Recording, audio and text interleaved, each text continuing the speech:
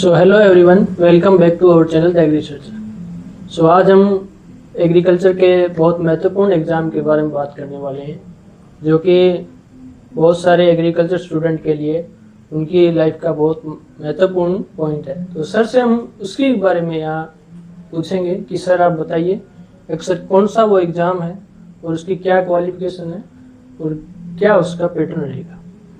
जी sir, आज हम बात करने वाले हैं ICAR AIEEA PG, जिसको कि पहले JRF के नाम से जाना जाता था, लेकिन अब उसका नाम जो है ICAR AIEEA PG कर दिया गया है ICAR SRF के बारे में, जो कि PhD एग्ज़ाम्स के लिए होता है। और ICAR AIEEA PG जो है वो PG यानी कि मास्टर्स में एडमिशन के लिए होता है। तो सर ये तो रही इनकी बेसिक डिटेल्स के बारे में कि ये एग्ज़ाम्स क्या हैं। ये एग्ज़ाम्स जो हैं एक क्वालिफाइंग एग्ज़ाम्स हैं, जो कि एक UG वाला जो एक बच्चा है जो मास्टर्स करने का जो सपना सजोता है, वो ये एग्ज़ाम क्वालिफाई करके अपनी ड्रीम यूनिवर्सिटी में अपना पहला कदम रख सकता है। वहाँ पे वो अपनी मास्टर्स की जो जर्नी है, जो अपनी रिसर्च की जो जर्नी है बेसिकली, उसको आगे कंटिन्यू कर सकता है। और ICAR SRF का एग्ज़ाम जो है, जो बच्चे मास्टर्स जिन्होंने अपनी कंप्लीट कर लिया है और जो आगे जाके अपने PhD करने का सपना सजोते हैं, वो इस एग्ज़ाम को क्वालिफाई करके जो उनकी जो ड्रीम यूनिवर्सिटी है ऑल ओवर इंडिया में, जो भी उनकी ड्रीम यूनिवर्सिटी है, वहाँ पर जाके वो अपना PhD का सपना सजो सकते हैं। तो सर ये तो रही इनकी एग्ज़ाम्स के बारे में। कि अब दूसरी बात है क्वालिफ़िकेशन क्या है। क्वालिफ़िकेशन जो ICAR AIEEA PG के लिए है कि वो बंदा जिसने कि एक BSc एग्रीकल्चर ऑनर्स की डिग्री करी है किसी भी यूनिवर्सिटी से, चाहे वो गवर्नमेंट हो चाहे वो प्राइवेट हो, वो इस एग्ज़ाम के लिए एलिजिबल है। इस एग्ज़ाम को वो फाइट कर सकता है। और सेम रहेगा ICAR SRF के लिए, जिसने अपनी मास्टर्स कंप्लीट कर ली है वो ICAR SRF एग्ज़ाम में बैठ सकता है, उसको फाइट कर सकता है। सर जो ये एग्ज़ाम्स रहते हैं, इनमें जो अपनी ऑल इंडिया लेवल पे जो 70 यूनिवर्सिटीज़ हैं, उनमें 25% जो सीट्स रहती हैं वो ICAR कोटा के तहत रिज़र्व करी जाती है।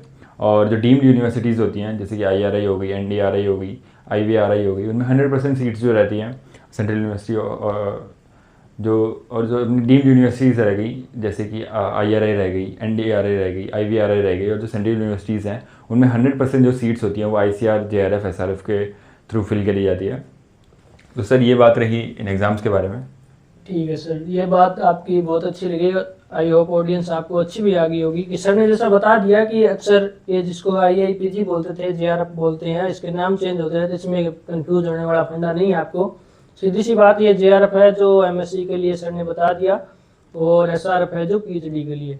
तो अब सर से हम ये पूछेंगे कि इसकी सर क्वालिफिकेशन तो आपने बता दी, एलिजिबिलिटी तो हम समझ गए, तो इसका थोड़ा एग्जाम पैटर्न और हमें बता दीजिए, ताकि हमें ये भी डाउट क्लियर हो जाए कि कितने क्वेश्चन आएंगे और किस मोड पे एग्जाम होगा और लैंग्वेज क्या रहेगी। तो सर थोड़ा ये और बता दीजिए। जी सर, किसी भी एग्ज़ाम के लिए अपन जब प्रिपेयर करते हैं तो सबसे पहले जो सबसे महत्वपूर्ण जो पार्ट रहता है वो ये रहता है कि उस एग्ज़ाम को अपन जान जाएं कि वो एग्ज़ाम हमसे क्या पूछने वाला है, किस तरीके से पूछने वाला है। तो सर क्या पूछने वाला है वो तो अपन आगे आने वाली वीडियोस में डिटेल डिस्कशन करेंगे। हर एक सब्जेक्ट का हम लोग जो है एक डिटेल एग्ज़ाम सिलेबस का जो डिस्कशन है वो लाने वाले हैं। और रही बात एग्ज़ाम पैटर्न की, तो सर ये जो एग्ज़ाम रहता है ये 2 घंटे का रहता है, यानी कि 120 मिनट का रहता है। और 120 मिनट में 120 क्वेश्चन आते हैं जिनको कि अपन को हल करना रहता है। हर जो क्वेश्चन रहता है वो 4 नंबर का रहता है। अगर आप सही करते हैं तो +4 मिलते हैं। अगर आपको गलत होता है, यानी कि नेगेटिव मार्किंग होती है, तो आपका 1 नंबर कट जाएगा। इसी तरीके से 120 क्वेश्चन रहते हैं, जिसमें से कि जो 100 क्वेश्चन रहते हैं वो तो आपके कोर सब्जेक्ट के रहते हैं। आप जो सब्जेक्ट चूज़ करते हैं एग्ज़ाम देने से पहले, आप यहाँ पे सब्जेक्ट चूज़ करते हैं। इधर एग्रोनॉमी हो गया, सॉइल साइंस हो गया, एंटोमोलॉजी हो गया, सोशल साइंसेज हो गया, या फिर जो भी 20+ जो सब्जेक्ट्स रहते हैं उनमें से आप जो सब्जेक्ट चूज़ करते हैं उनके रहेंगे। और जो 20 क्वेश्चन रहते हैं +-5 वो आपके जनरल एग्रीकल्चर के रहते हैं। जनरल एग्रीकल्चर में आपके पूरे एग्रीकल्चर में से कुछ भी आ सकता है। तो सर ये बात रही एग्जाम पैटर्न की। ये बात बहुत अच्छी लगी सर। तो सर एक ऑडियंस का ये डाउट भी है कि सर जो ये कोर सब्जेक्ट है, जैसे कि प्लांट साइंस में बहुत सारे माइनर और मेजर सब्जेक्ट आते हैं। जी सर। कि पैथोलॉजी है वो कहीं कहीं प्लांट साइंस में आ रही है। जी सर। और जो नेमेटोलॉजी है, सेरिकल्चर है, वो एंटोमोलॉजी में आ रही है। तो ऑडियंस जो हमारे जूनियर है उनका ये डाउट है कि सर हमको क्या एंटोमोलॉजी के लिए में सेरिकल्चर पढ़नी पड़ेगी या नहीं पड़ेगी, एंटोमोलॉजी के लिए नेमेटो पढ़नी पड़ेगी नहीं पड़ेगी। तो सर ये कोर सब्जेक्ट मेजर माइनर ये थोड़ा और क्लियर कर दीजिए कि कोर सब्जेक्ट के कितने क्वेश्चन आएंगे और जनरल एग्रीकल्चर के कितने आएंगे, क्योंकि ये मेजर पार्ट है। तो स्टूडेंट को जो ज़्यादा कौन सा पढ़ना चाहिए और कम कौन सा पढ़ना चाहिए, तो इसके बारे में थोड़ा ये और बता दीजिए। तो सर ICAR ने जो है जो उसका करिकुलम है उसको डिफरेंट सब्जेक्ट ग्रुप्स में बांटा हुआ है। जैसे कि सर जो प्लांट साइंसेस का ग्रुप रहता है, प्लांट साइंसेस के ग्रुप में जेनेटिक्स आती है, प्लांट ब्रीडिंग आती है, माइक्रोबायोलॉजी आती है, प्लांट पैथोलॉजी आती है, और उसमें सर और भी चीज़ें आती हैं। और सर वैसे ही एक दूसरा ग्रुप रहता है फिजिकल साइंसेस का ग्रुप। फिजिकल साइंसेस में सर मेजरली जो सॉइल साइंस आती है, सॉइल साइंस के अलावा उसमें सर वाटर मैनेजमेंट भी आता है, थोड़ा सा और भी डिफरेंट आता है। वो अपन जैसे जैसे आगे सिलेबस डिस्कस करेंगे सर, वो उसमें अपन सारी चीज़ें डिस्कस करेंगे। हर एक सब्जेक्ट ग्रुप का अपन एक स्पेसिफिक डिस्कशन वीडियो लाने वाले हैं, तो सर वो उसमें क्लियर हो जाएगा।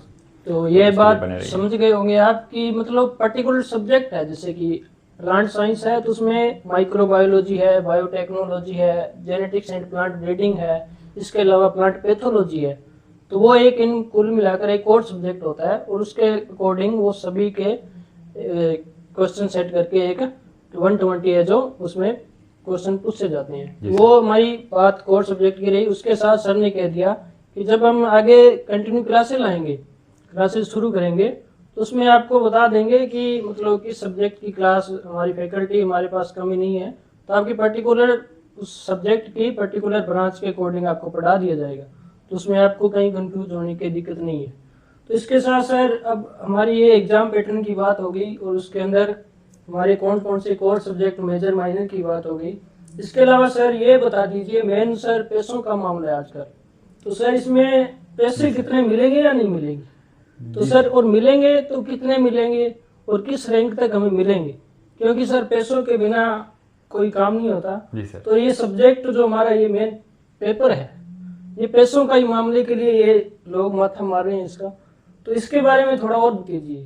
ठीक है सर। आईसीआर का एक सबसे बड़ा फ़ायदा ये है कि अपने स्टेट डोमिसाइल से बाहर जाके अपनी स्टडीज़ को कंटिन्यू कर सकते हैं। और सर एक दूसरा फ़ायदा ये भी है कि आईसीआर जो है पर मंथ हर कैंडिडेट को जो कि एग्ज़ाम को क्वालिफाई करता है एक अमाउंट उनको ग्रांट करता है, ताकि वो अपने जो स्टडीज़ है उनको आगे कंटिन्यू रख सके। तो सर ये जो अमाउंट रहता है, ये अगर आप आईसीआर पीजी का एग्ज़ाम देते हैं और आपकी एक पर्टिकुलर रैंक तक अगर आपकी रैंक आती है, यानी कि अगर आप एक रैंक होल्डर हैं, तो आपको 12,640 रुपये पर मंथ, जी हाँ 12,640 पर मंथ आईसीआर आपको देगी। और अगर आपकी रैंक नहीं भी लगती है तो और आप अपने स्टेट डोमिसाइल से बाहर जाते हैं, तो आपको मिनिमम 5,000 रुपीज़ पर मंथ आपको दी जाती है। सेम चीज़ अगर अपन एसआरएफ की बात करें तो एसआरएफ में 37,000 per month for the first year, और जो आपके बाकी के 2 साल रहते हैं उसमें 42,000 पर मंथ आपको दी जाती है एज अ स्कॉलरशिप। तो हाँ, सबसे अच्छी मुझे लग रहा है आपको भी यही बात अच्छी लगी होगी, क्योंकि यहाँ पैसों की बात हुई है, और ये हायर रैंकर को सर ने बताया कि 12,640।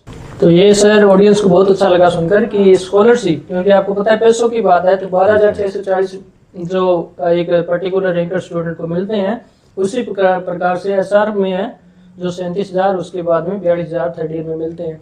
तो सर ये बात ठीक है आपकी। इसके अलावा सर हमें ये और बता दीजिए कि अब ये सब हमें तो समझ में आ गया, पर अब ये ऑडियंस हमारे स्टूडेंट है वो एक्साइटेड है कि इसको करेंगे कैसे, इसकी एग्जाम की स्ट्रेटेजी क्या है, ताकि हम इसको 12,640 के लिए यहाँ तक पहुँच सकें। तो उसका रास्ता बता दीजिए इन्हें, स्ट्रेटेजी। जी सर, सबसे पहले तो ये रहेगा कि आप एक अपना सब्जेक्ट ग्रुप चूज़ करें, जिस भी सब्जेक्ट में आपका इंटरेस्ट है उसको आप चूज़ करें।